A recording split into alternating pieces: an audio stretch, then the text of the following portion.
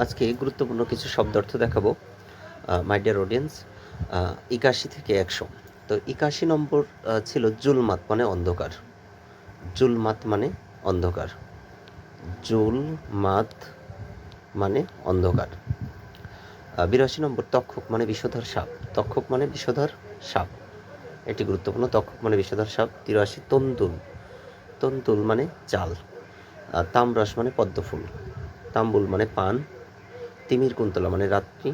তিমির বিদারী মানে সূর্য। দুর্মর মানে কঠিন প্রাণ। দৌবারিক মানে দারোয়ান।